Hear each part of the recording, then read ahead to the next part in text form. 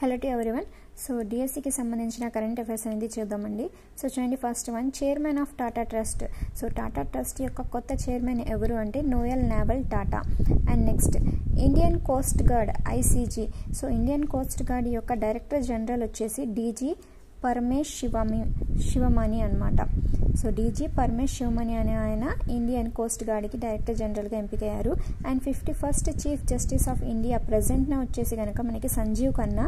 And ఎప్పుడు last అనమాట అంటే May 2025 నుంచి లాస్ట్ అనమాట ఆయనకి పదవి అనేది 51st చీఫ్ జస్టిస్గా ఉండడం.